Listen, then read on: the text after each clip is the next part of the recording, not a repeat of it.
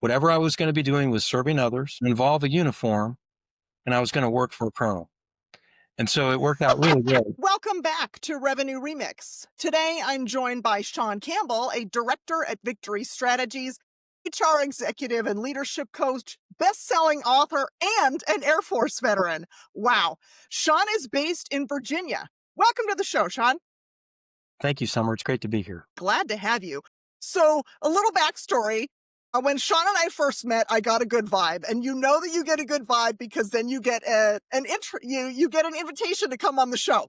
So I knew I wanted to collaborate, but I wasn't quite sure what. And then Veterans Day was approaching, and the idea hit me.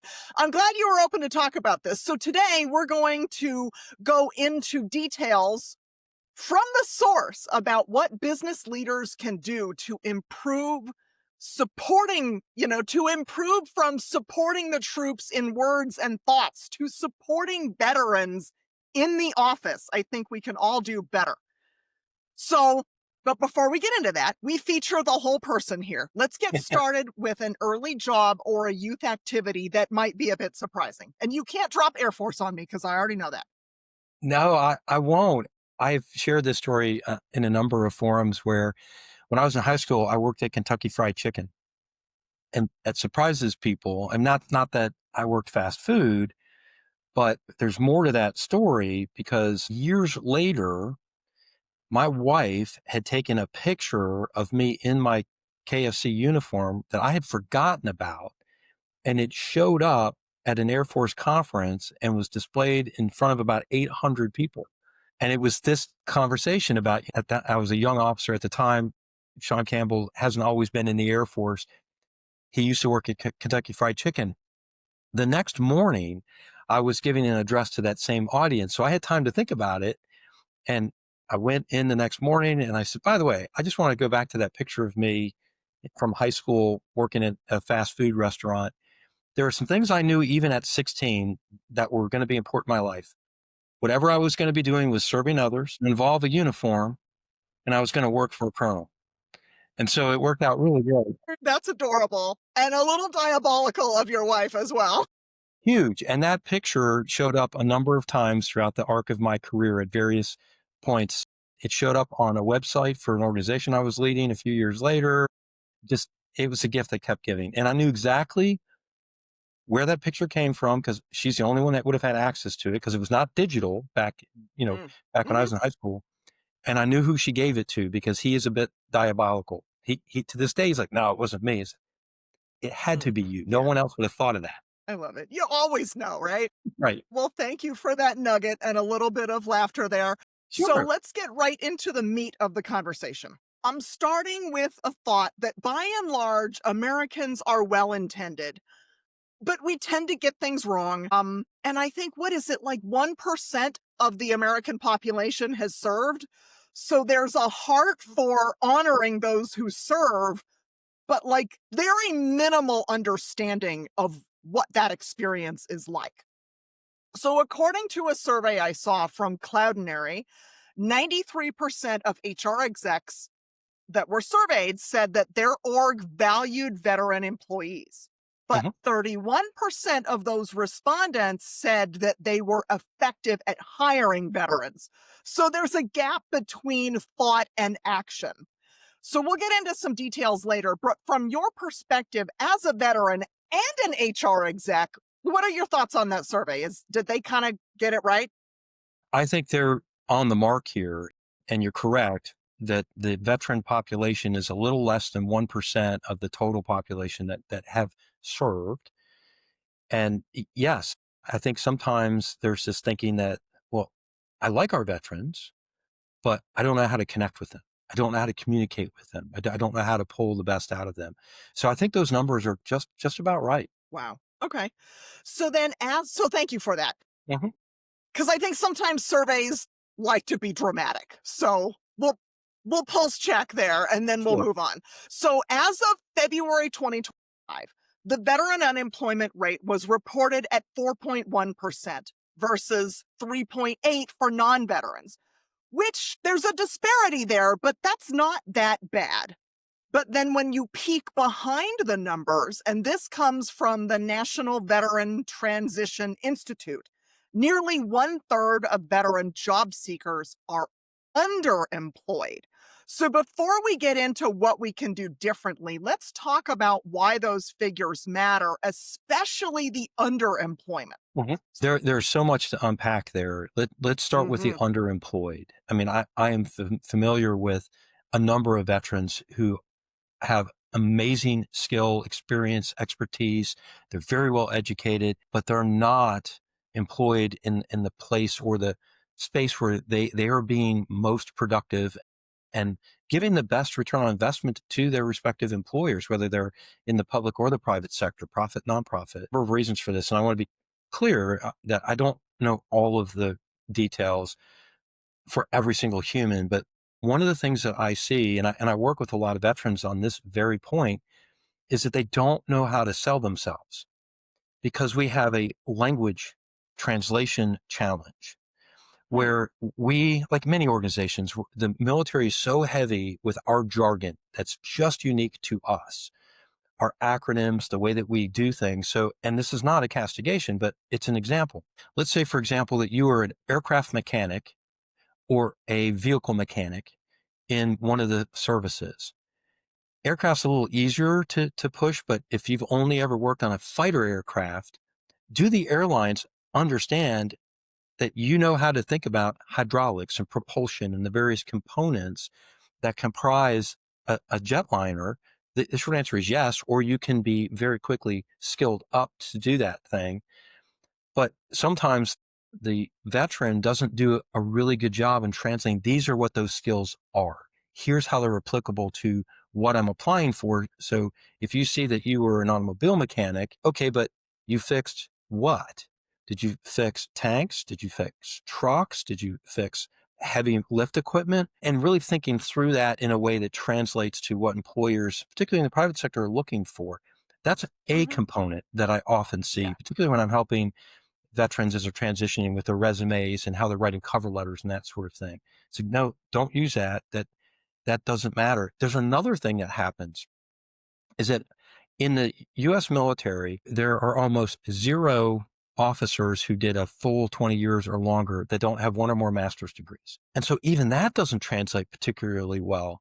So if I have a couple of master's degrees from one of the military service schools, not West Point or the Air Force Academy, we have our own professional military education, which are accredited, college accredited organizations, but almost nobody cares that you have a master's in military science. And so there's this disconnect where I had a colleague tell me as I was getting ready to transition myself 2 years ago, don't put those things in the resume because it will not translate. And so you're shooting for something that you're not connecting with that target. And so it's a lot of just translating what you've done to the private sector.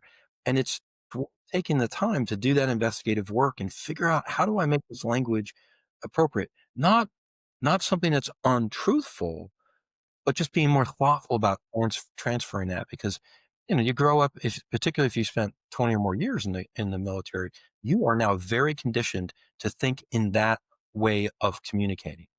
And so it's translating that. And then in the other direction, what I sometimes see from employers is that they fail to understand that even if that former military member, whether they did 4 years or 40 years, they're not unicorns or they're not sort of weirdos. The men and women around the military are incredibly trainable. And in fact, what I know from my own experience, and I think the data bears this out, that the men and women in the US military are much more educated than their private sector counterparts.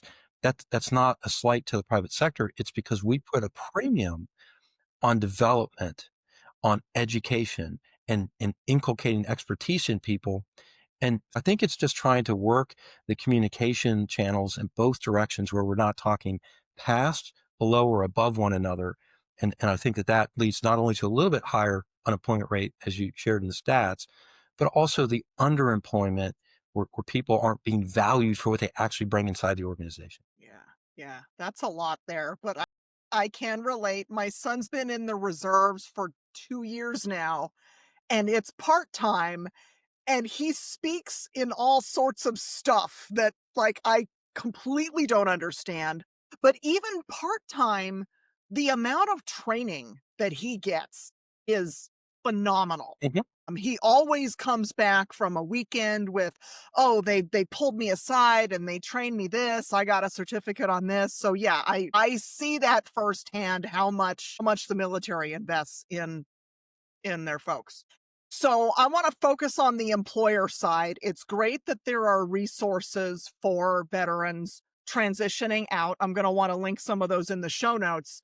And then most of the followers of the show are founders. So I want to like talk directly to them. So I think it's not just a right thing to do to include veterans in your hiring process. So, from a sales and customer success perspective, I know personally that veterans will do the work. Like everybody who wants to hire a salesperson, they're really nervous about a lazy salesperson who won't put in the effort. And when I work with veterans, like there's no excuses for why they didn't make their outbound calls that day or why they didn't call that cranky client. Like if you're supposed to make 50 calls a day, guess what? A veteran makes his 50 calls a day and there's no cute excuse for why they only made 20. And then, like, if you think about like getting a voicemail or getting hung up on or getting yelled at, like, that's not scary when you've been in combat. Sure. So, but that's my perspective. So, what else might I be missing? Like, what unique attributes do veterans bring that are beneficial to the corporate world if we work on translating them? Yeah, in my head, I'm reminded of a mentor who used to say it's stick to itiveness. Mm, And that's not an actual, I think, Webster's definable term, but it gives that sense that what you just described, we're task oriented. We're taught to be very disciplined, to drive through whatever is occurring. Not that we're all stoic and we're unemotional and that sort of thing, but really being disciplined about these are the things that I need to accomplish. I'm going to focus on those. I'm going to get those done. I'm accountable to somebody for them, including myself. And so this is part of the conditioned response. And the way that every single military member receives initial training is about teamwork. You can be an individual contributor on the team. You have your roles and responsibilities, but you're focused on, I'm here to make the team successful. We're not just looking around for how I can be successful. And so I think as a result, those are really good practices that go into the private sector in particular, where those are conditioned responses. I want to be careful that it's not 100% of every person ever wore a uniform will come out the other end perfect. But I mean, by the larger margin, that's been my experience. That, yes, we're going to figure out how to get things done. We're looking. The only way through often is just to go through it, right, to the other side. And so there are other things though, and you mentioned it with your son. All of the deliberate development that we do with military members, it's for our enlisted and for our officers, and frankly for our civilian teammates who I also say serve. We're teaching them empathy. We're helping them hone and improve their communication skills. We're helping them gain confidence. So those things that we think of as soft skills, which are hard to ascertain people have, it's not that you can't quantify it in some way in various assessments, but we're deliberate in developing many of those skill sets in people. We're also putting a lot of emphasis, I saw this during my own career wearing the uniform, on having a coach and having a mentor and being a coach and a mentor. Different things, as you mhm. well understand, but Yeah, yeah. engaging in those relationships with others so that you can sharpen one another and be sharpened yourself.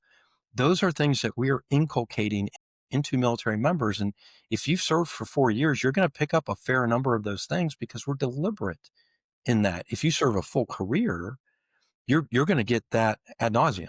I mean, the number of certificates are in the closet next to me for the various things that I went through. Again, you have to translate it to the private sector in particular, but we are very well developed as you come out of the military. And so some of those things you don't have to teach it. So it's a very super simplistic application. But if you tell me to be at a place at a certain time every day, I'm going to be there. And when I get there, and this is really important, I'm going immediately to work. It's not like Mm, you need me to be here at, say, 8 a.m. I show up around 8:15. I get some coffee, and about yeah. 9:30, I'm actually starting to be productive. No, you need me to be here on the job, starting to do my work at 9 o'clock or 8 o'clock. I'm going to come in ready to go, and that's how we're largely conditioned. So I think those are the kinds of things if I'm and when I do talk to employers that these are things that don't show up on a resume. They don't show up in a cover letter. They don't necessarily show up during an interview No, they either. don't. And then maybe if you're doing some sort of a cognitive assessment, which many organizations use, or behavioral assessment, some of these things can start to get teased out. But Mhm. on a 2-page document, you're probably not going to be able to ascertain that human's going to show up on time. That's a huge thing. Yeah. I think you can understand that by and large, because of the discipline and the training that they would, I like the ad of the teamwork, Hmm. no soldier left behind, Right. and then also especially the ad on those soft skills. And the reason why I like that one is in an AI first era now, soft skills are becoming much more important because those can't be AI'd or automated. And I think we're entering into a phase of corporate life where soft skills are much more important than like task based skills, just from my lens. No, I agree, and I flipped that frame from soft skills to power skills a number of years ago in my own lexicon, and partly because of artificial intelligence and the advancement of Hmm. technologies, which is never ending. You're exactly right. There are things that are uniquely human, and those are the power skills. Those are the things, and we both know this, and your listening audience knows this. I'm looking for people who might be managing bots at some point, but those uniquely human things, the ability to think critically with empathy, to be emotive, to understand what I'm getting in the nonverbal feedback and communication from humans. Right now, the machines don't pick up on all of that. There's some really interesting things happening with being able to cognitively, if you will, look at how people communicate, and that's Hmm. pretty cool technology. But how I respond still is a uniquely human expression.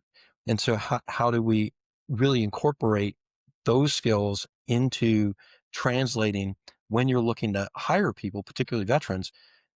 They're going to come with a lot of these skills, again, because they've been developed and conditioned Yeah, yeah. to think this way. And yeah, so you mentioned combat. Not everyone's been in combat, but even if you haven't been in combat, if you've been a part of any military organization or unit, you've been a part of a high demand, high stakes, high intensity environment. And so being able to operate with clarity and confidence and competence in those environments, those are skill sets that we have. That's why I said earlier, we're eminently trainable. You can teach me to do Yeah. just about anything because I'm gonna consume and catalyze that and transfer it into the work that you're asking me to do. Yeah. No, I like where you took it. That kind of sounds like investor backed fast growth scale ups where you don't have time to think. You have to make decisions really quickly, and they better gosh darn well be a good decision. That's right. And there's Yeah. also something to that with respect to we've talked about this over the arc of my military career, where as you gain more of that experience and expertise, you don't need to give me 100% certainty. Give me around 80%. Give me enough data, enough detail. I need to make sure that I can trust what you're giving me is accurate. And that experience and education can make up that 20% gap. And Mm, I now have the confidence to simply make the decision. So yes. I talk about this in terms of courage. Obviously, when you're wearing the uniform, you go to combat, there's physical courage, but mental courage and spiritual courage, and just recognizing I'm going to make a decision. And most military members, and we're not all monolithic, but most military members will be decisive. If Mm, you're asking make a decision, I'm going to make a decision based on the best set of data in front of me, and I'm going to make that decision. I'm not going to hem and haw and overthink it and get to that analysis paralysis. That's another conditioned response that we've inculcated inside our military members. Are I trust you? Go make the decision. You're going to make mistakes. We'll fail falling forward. We'll figure it out. And so, I made so many mistakes in my military career. We could spend the rest of the afternoon talking about it. But it was really more of that confidence to say, I'm not overcompensating. So I know what I'm doing because I'm a certain rank.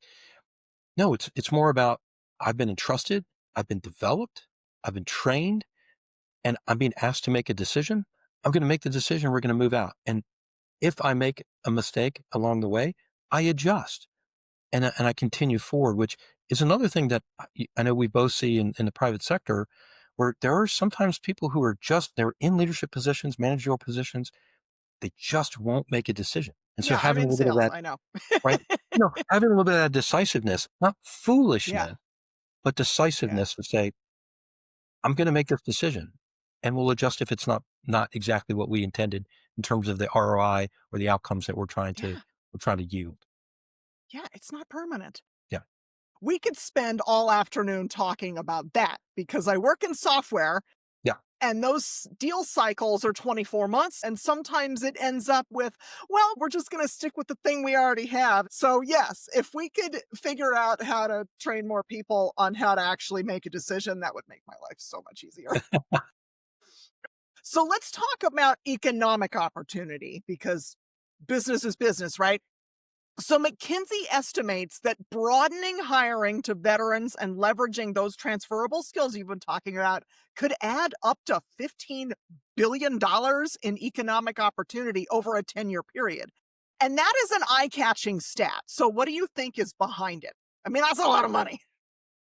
It is, and I think it's some of the things that we've already discussed because what you typically get with men and women that come out of the military is you get loyalty. So Mhm, you give me an opportunity, and you're not underemploying me, even though I'm likely mhm, to stay longer in that cycle as you indicated. mhm, uh, I want you to be successful. We've come out of high demand, high stake environment where success is the only outcome. We're driven to that. There is no second place in mm, a military sense. And so as a result, I think there's some of that now hardwiring that we're going to see it through. We're going to focus on what makes this hmm, organization successful. I'm going to put in the extra time, the extra effort. I'm going to energize the things that I'm responsible for. And so I think that's probably part of it.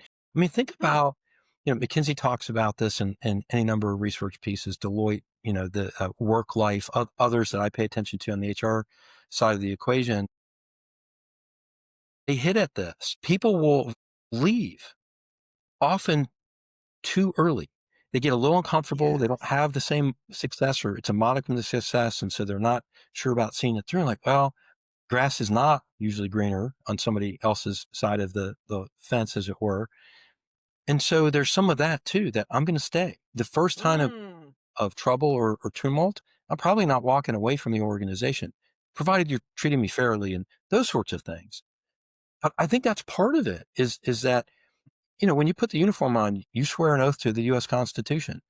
So there's a loyalty that comes with mhm, that bargain. And mm, because we're an all volunteer force, you can leave.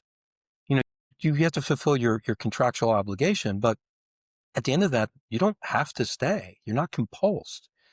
And so humans have agency, but when you come inside an organization and you're loyal to it and it I'll just use the term, it loves you back, you're likely to stick around. That organization is going to be more successful. So I think that's part of it. yeah, It might just, to use that phrase again, it's just stick to yeah. itiveness. We're going to see this I through to get it. Well, the cost of we don't have time to get into the cost of turnover, but it's right. huge. So Huge. it just makes me think that, like, you have a mission and you're gonna complete it, Right. Yes. And provided it's not complete FUBAR, right? well, yeah, yes. I mean, if we're working on a product that is junk, you can only sell so much ice to an Eskimo before they realize they don't need it because it's all around them. And right. Of So course. I think it's just some of that it's not a technical term, but to get up and go. Just we're going to get it done. We're going to figure it out. And because military members don't punch a clock, they're salaried employees, yes, but and we have schedules, but those are fungible. If I need you to put in 8 hours today and that gets everything that's on the to-do list, if you will, done, great. But if I need you to be here for 12 or 15 because there are things that need to be done, we just do it. And we don't really think twice Yeah. about it. That's not to suggest that life harmonization isn't still important. It's just there's part of that condition we say, that happens where people maybe don't have that experience. We'll say, well, wait a minute, you're not remunerating me for beyond 8 hours. Why am I here? Military men and women by and large don't think that way. Like, there's a job to be Yeah, done. Let's get it done. yeah. Yeah, no. It makes me think of all of the salespeople I wanted to get mad at, where they're like, it's the cute excuse. Why did you only do 20 calls this day? Well, it was 5 o'clock and I went home. And it's like, but you were supposed to do 50 calls. So you're staying an extra hour. Don't give me this 5 o'clock nonsense. Like, do the work. And Oh, one more quick point on this. I think it also has to do with the core values of the U.S. military service branches.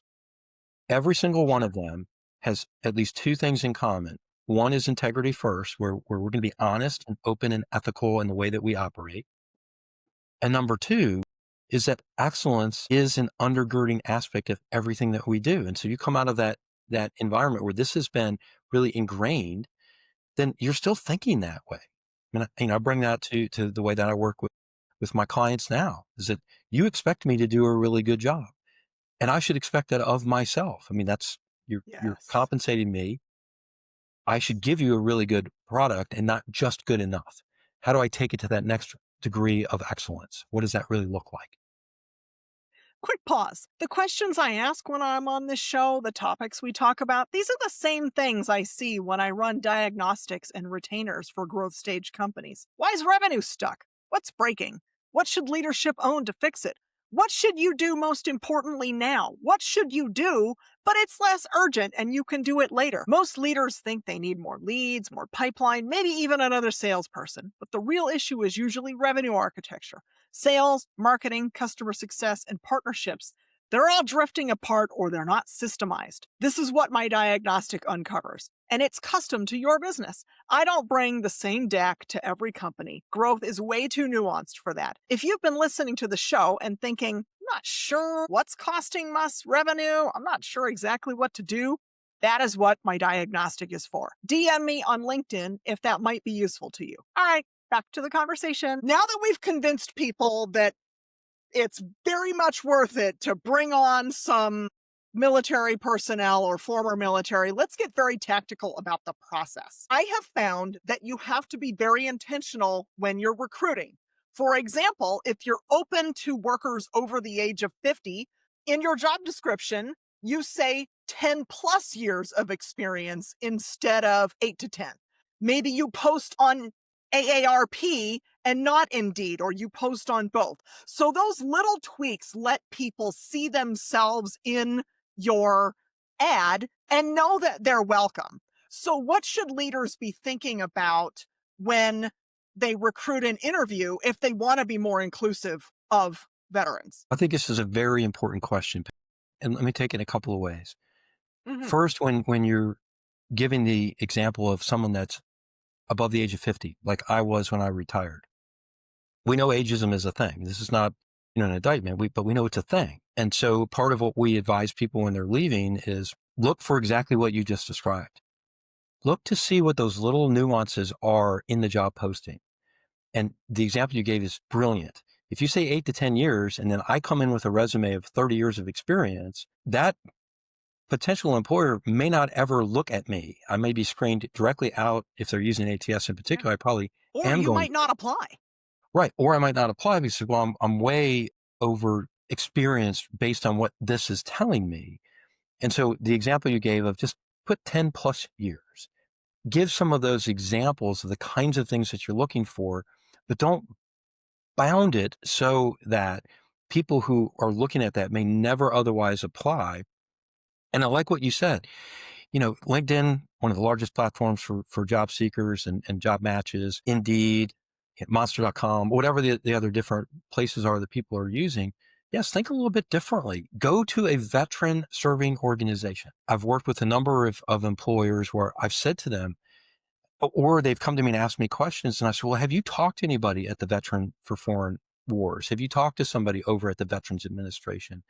There's probably American Legion in your town or you're in your county. Go work with some of these humans and they can connect you often with the veterans who in some cases don't know where to look, because if you've done a full career in the military, you haven't had to apply for a job in 20 years. And so it's new for you. I think what I'm trying to get is lower the barriers a little bit and open that aperture, and you're more likely to get more veteran applicants because they can see themselves inside your organization. Some of the best companies, as we both know, are really good with their ERGs, where they have a veterans group inside the organization. So if you are a company that has a veterans group inside your organization, highlight that. So we not just Mm, we love our veterans, most every organization does say that, but we mhm, value our veterans sufficiently enough that we have an employee resource group comprised of other mm, veterans that will help you when you come to our organization, help you immerse into our culture, help you learn what you need to learn to be successful here. And that helps because veterans, we like being around other veterans. That old adage of, you go to the VFW, why do people go there? It's not because the beer is good. It's because you love sharing the stories with the others that are in the room. And so just that is an inviting culture to us. And it's easier in places like where I live in Virginia because there's such a concentration of military members around here. But if I move to other locations, even just an hour or so away from me, there's nobody like me in the community. And people maybe haven't had that exposure.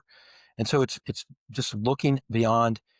There was this great article that was written by a retired four-star Army General, David Petraeus. His point in that was military members need to get out of our own community and engage others. I think that goes in the other direction.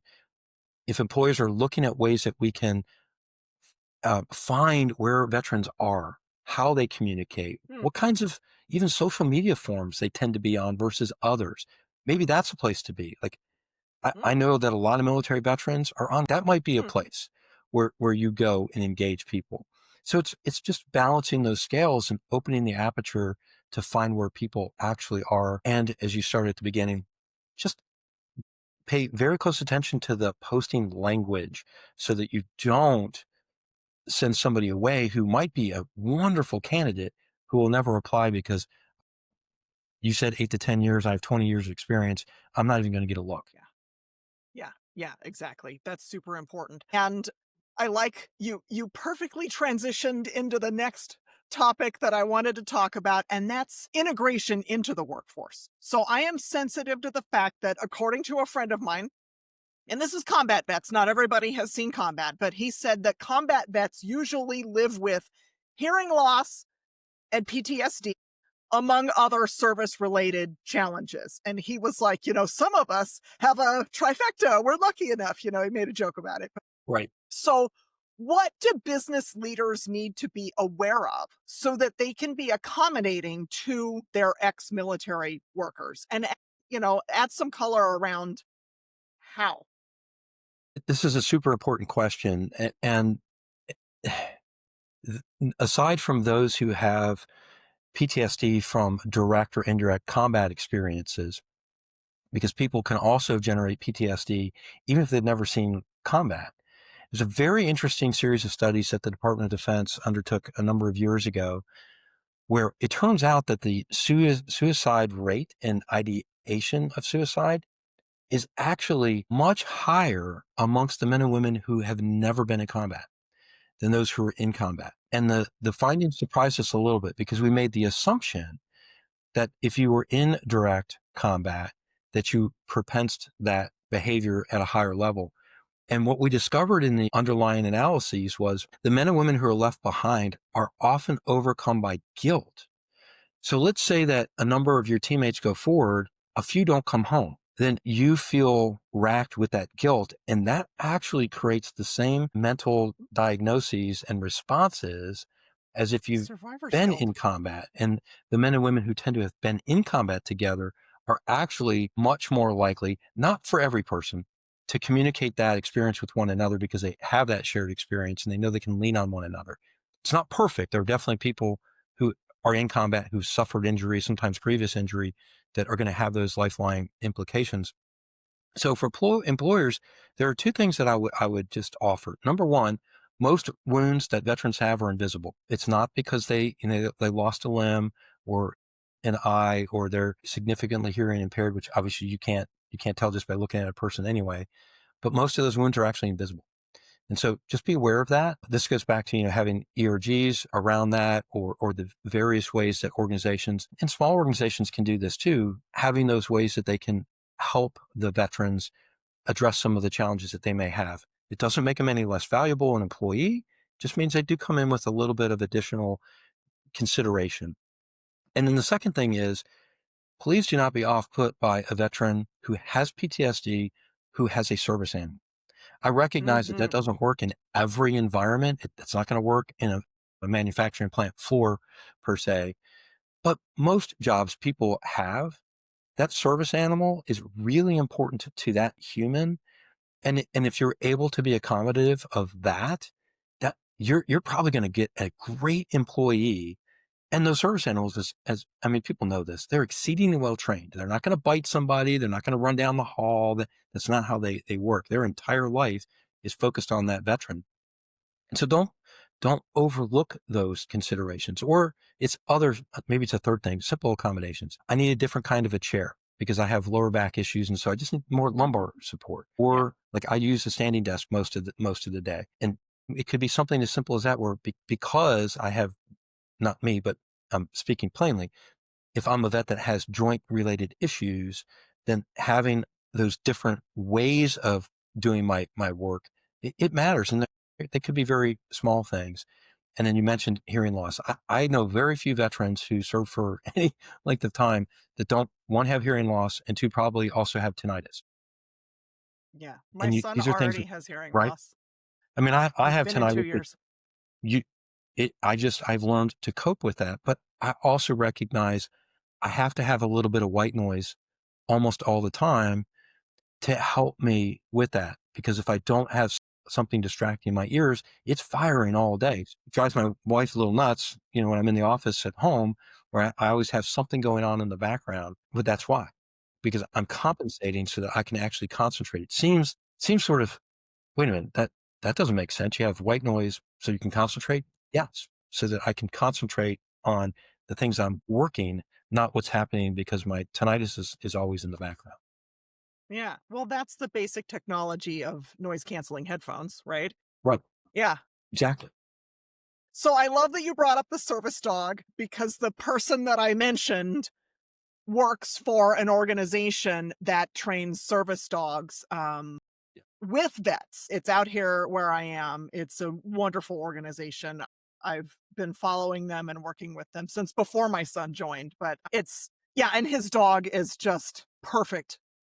Just a great dog. And who wouldn't want a great dog in the office? Come on. That's right. I will say, though, for the audience's benefit, a service animal is almost never like a lizard or a snake or something exotic.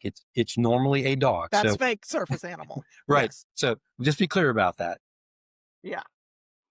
Just because you can buy a vest on Amazon does not make that animal a service animal, Correct. 100%. Thank you for that distinction.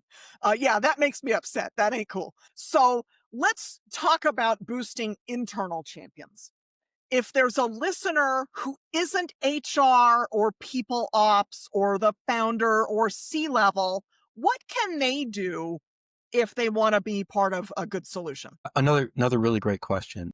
It could be as simple as just doing a veteran service organization Google search, or go on to Perplexity or Bing or DuckDuckGo, whatever it is you use, and just looking for those kinds of things. Or you could go to the Veterans Administration website, and I know there's information that's there. I can't think of the exact link off the top of my head that can help you think about how to engage veterans, and look for opportunities that you can potentially incentivize them to come to your organization. They're a really good organization that a former boss of mine is now the president and CEO of. The Military Officers Association of America is another great resource that you can go to, and they're working very specifically with private sector employers to bridge those gaps and try to, some of the things we've been talking about, how to translate the language in both directions, how to make those connections where you can find these great veterans and open opportunities for them to join your, we call it formation, right? But to join your organization. And so there are organizations like that are doing this work. And then if you just look at veteran supporting organizations, they're all over the place. I work with one particular veterans organization where we're focused on making sure that not just those that are underemployed, but those that are most likely to be dangerously underemployed and could fall into homelessness, could fall into substance abuse and those sorts of things. And so we're very focused on that particular part of the veteran population, doing the same connection that I just described. How do we find them, and how do we prepare the veterans, and how do we work with other organizations to open up opportunities? Yes, I would love a list of those links. I'll put it all in there. I'm in Southern California because San Diego's here and 29 Palms is here. I'm right in the middle. There's a ton of veterans here, but not everybody is fortunate enough to live with so many resources near them. So it'd be nice to put the links in there. So we're going to wrap it up, but because we feature the whole person here, let's stop talking about work. Okay. What is something that you do just for fun? My wife will tell you I am the most boring person on the planet. It's Well, what true. does she make you do then? Well, I gladly do anything she asks me to do. That's probably a better way to say Happy that. wife, happy life. That's very true. I really am kind of a simple person. After all the years on the go and all the movement and all that sort of thing, I really just like having time to, and this is why my wife thinks I'm boring. I love to read. So I spend a fair amount of Okay. time doing that. I, I'm a military guy, so exercise is important to me. It was part of our regular routine. So I still go do that. And actually she reminded me of just little things like, you know, I used to be much more physically active because of the work that I did. Makes sense. And she reminded me, there's this thing called feet. You can go take a walk. If it's not a gym day for you, you should just get out of the house and go take a walk. And I really appreciate that. And a quick reason that matters is it occurred to me when I was still in the Pentagon, my last assignment, I was there for 4.5 years before I retired. And part of that was COVID. So everything was shut down. And so all those things you think about, pillars of resilience, largely weren't available to you. But it occurred to me, the Pentagon has 17 and a half miles of corridors. I can go take a walk once a day, take 15 or 20 minutes, walk away from my office and just walk. And so it seems like sort of a simple, silly thing, but I enjoy that because it helps me clear my head. It helps me recenter and refocus. So it's simple things like that. Some people, just consider it mindfulness. It's that sort of thing that I'm really interested in. And then the last two pieces is I'm a sports junkie. So if there's sports on, even if I don't know the team, and it might be like swimming, I'm probably going to watch it. That and I'm a bit of a political junkie. We're not going to get into that. So It's all good. Hey, I hear you on the walks. I got to get outside. The fresh air, the sun, the movement. I get my best ideas when I'm away from the desks. All right. Well, Shawn, thank you for joining me and for spending time and for sharing those insights. I think it's going to help some people. wonderful. So, for those of you joining from the car or the gym, remember to subscribe on your favorite podcast platform and our YouTube channel for more insights and interviews. I appreciate the listen, and I will see you next week. Thank you so much, Shawn. Thank you, Summer. Thank you. We'll see you later. All right, bye.